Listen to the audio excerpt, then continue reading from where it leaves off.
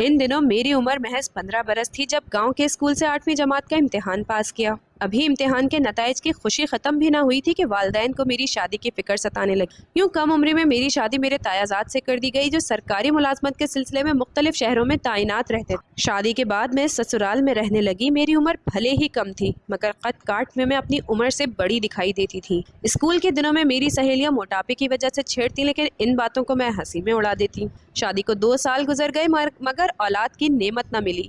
ساس اور نندوں نے اسے کمزوری سمجھ کر میرا جینا دھوبر کر دیا۔ وقت گزرنے کے ساتھ ان کے تانے اور تیز ہوتے گئے۔ سب کا خیال تھا کہ قصور صرف میرا ہے۔ میرے شوہر جو کئی مہینوں بعد چند دن کی چھٹی پر گھر آتے مجھے صبر کی تلقین کرتے مگر ان کے جاتے ہی ساس اور نندوں کا رویہ اور سخت ہو جاتا۔ شادی کے 5 سال بعد میں شدید احساسی کمتری کا شکار ہو گئی۔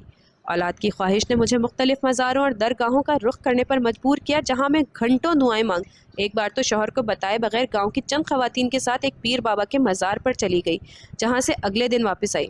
شوہر کو مزاروں پر جانے سے سخت نفرت تھی جبکہ ساس اس سے خوش ہوتی تھی۔ وقت گزرتا رہا، شادی کو 8 سال بیت گئے مگر میری گود ہری نہ ہوئی۔ اب میری عمر 24 برس کے قریب تھی۔ اس دوران میرے شوہر ترقی کرتے ہوئے ایک اچھے عہدے پر پہنچ گئے اور ان کی تعیناتی ڈیرہ اسماعیل خان سے 40 میل دور ایک شہر میں ہو گئی۔ میں زندگی کی یکسانیت سے تنگ آ چکی تھی اور ساس بڑھاپے کی وجہ سے چڑچڑی ہو گئی تھی جو بات بات پر تانے دیتی۔ ایک روز شوہر جب چھٹی پر آئے اور اصرار کیا کہ میں ان کے ساتھ شہر چلوں، انہوں نے بتایا کہ انہوں نے ایک چھوٹا سا مکان کرائے پر لیا ہے۔ میں نے فوراً حامی بھر لی۔ ساس کے کہنے پر ان کی 9 سالہ نواسی عظمیٰ بھی ہمارے ساتھ آ گئی۔ نیا مکان ایک ایسی جگہ پر تھا جہاں گھر ایک دوسرے سے کافی فاصلے پر تھے۔ تنہائی نے مجھے گھیر لیا۔ شوہر دن بھر ڈیوٹی پر ہوتے، رات کو گشت پر نکل جاتے اور صبح 9 یا 10 بجے گھر لوٹتے۔ عظمیٰ گھر کے کاموں میں میرا ہاتھ بٹاتی اور کبھی کبھار بازار سے سودا بھی لیا۔ محلے کی عورتیں کبھی ملنے آ جاتی تو ان کے ساتھ باتیں کر کے وقت گزر جاتا۔ ایک دن پڑوسن حاجرہ نے بتایا کہ قریب ہی ایک پیر صاحب رہتے ہیں جن کے در پر بے اولاد خواتین کا ہجوم رہتا ہے۔ وہ اور ان کا بیٹا تعویذ لکھ کر دیتے ہیں۔ یہ سنتے ہی میری امید جاگ اٹھی۔ میں فوراً ان کے مکان کی طرف لپکی۔ پردہ اٹھا کر دیکھا تو چند قدم کے فاصلے پر پیر صاحب کا آستانہ تھا جہاں ایک ادھیڑ عمر عورت داخل ہو رہی تھی۔ میری اجلت دیکھ کر عظمیٰ ہنسنے لگی۔ وہاں ایک عورت بیٹھی تھی جو بظاہر بہت ہوشیار لگتی تھی۔ اس نے مجھے سمجھایا کہ کئی پیر جعلی ہوتے ہیں اس لیے ہوشیار رہنا چاہیے، مگر اس کی نصیحت میرے کانوں پر جوں تک نہ رینگی۔ میں نے دل میں آستانے پر حاضری کی ٹھان لی۔ جب میں آستانے کے اندر داخل ہوئی تو وہاں 2 آدمی موجود تھے جنہوں نے عجیب و غریب لباس پہن رکھا تھا۔ ان کے چہروں پر پراسرار مسکراہٹ تھی جو دل میں شک پیدا کر رہی تھی۔ میں نے ہچکچاتے ہوئے اپنی آمد کی وجہ بتائی کہ میں اولاد کی خواہش لے کر آئی ہوں۔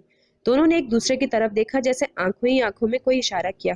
ایک نے پانی کا گلاس اٹھایا، اس میں کچھ ملایا اور زیر لب کچھ بڑبڑانے لگا۔ پھر اس نے گلاس میری طرف بڑھاتے ہوئے کہا، یہ پانی پی لو، تمہاری مراد پوری ہو۔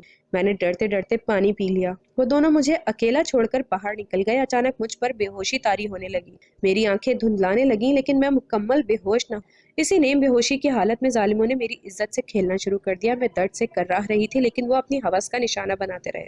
میری چیخیں ان کے کانوں تک نہ پہنچی۔ بڑی مشکل سے میں نے اپنے آپ کو سنبھالتے ہوئے لٹی پٹی حالت میں گھر پہنچی۔ صحن میں داخل ہوئی تو دیکھا عظمیٰ ابھی تک سو رہی تھی۔ میرے سر میں شدید درد تھا اور خود کو سنبھالنے میں وقت لگا۔ اس دوران میرے شوہر گھر آ گئے مگر ڈر اور شرم کی وجہ سے میں انہیں کچھ نہ بتا۔ کئی دن تک پچھتاتی رہی کہ کیوں اس جعلی پیر کے پاس گئی۔ اس عورت کی بات یاد آئی جو آستانے کے دروازے پر ملی تھی اور جس نے مجھے خبردار کیا تھا۔ شاید وہ اس جعلی پیر کی ملازمت تھی یا محلے کی کوئی عورت، مگر مجھے وہ دوبارہ نظر نہ آئی۔ پچھتاوا میری تقدیر بن گیا۔ اس واقعے نے میری عزت اور خاندان کی ناموس پر داغ لگا دی۔ میں اپنی ہی نظروں میں گر گئی اور اپنے خدا کے سامنے بھی شرمندہ تھی۔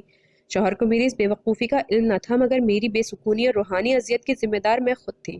وہ ہمیشہ مجھے پیروں فقیروں سے دور رہنے کی نصیحت کرتے تھے۔ 9 ماہ بعد میں نے ایک بیٹے کو جنم دیا۔ میرے شوہر خوشی سے نہال تھے کہ خدا نے انہیں اولاد نرینہ عطا کی، مگر میرا دل خون کے آنسو رو رہا تھا۔ یہ اولاد مجھے عزت گنوا کر ملی تھی۔ شوہر اس تلخ حقیقت سے بے خبر خوشیاں منا رہے تھے۔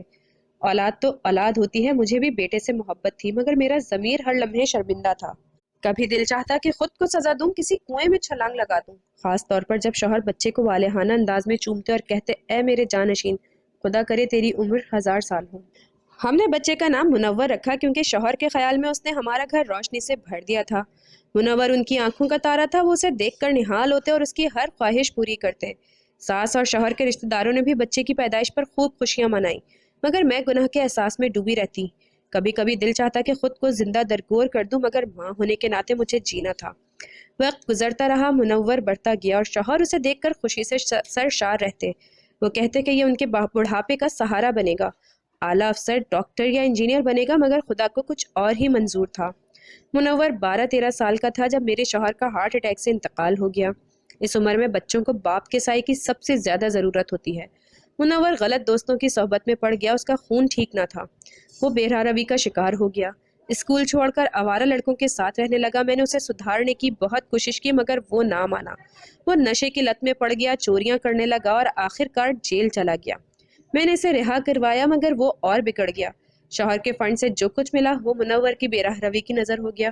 جب پیسے ختم ہوئے تو وہ مجھے مارنے پیٹنے لگا، کہتا جہاں سے بھی لاؤ مجھے پیسے دو۔ اس نے میری زندگی عذاب بناتی، میں موت کی دعائیں مانگنے لگی۔ منور نشے میں ڈوب کر گلیوں میں پھرتا، کبھی نالیوں میں جا گرتا، لوگ مجھے بتاتے اور میں ممتا سے مجبور ہو کر اسے گھر لاتی۔ اس کے بدن کی گندگی تو صاف کر دیتی مگر اس کی روح کا میل کیسے دھلتا؟ نشے نے اسے بدصورت بنا دیا تھا، کبھی اس پر طرز آتا، کبھی بددعا نکل جاتی۔ آخر کار نشے نے اسے اندر سے کھوکھلا کر دیا اور ایک دن وہ اسی حالت میں چل بسا۔ اس کی موت پر مجھے غم تو ہوا مگر میں اس کے ہوتے بھی بے آسرا ہی تھی۔ اس واقعے نے مجھے سمجھایا کہ قدرت کے ہر فیصلے میں کوئی نہ کوئی مصلحت ہوتی ہے۔ شاید میرا بے اولاد رہنا ہی بہتر تھا، کیونکہ ایسی اولاد سے تو بے اولادی بہتر۔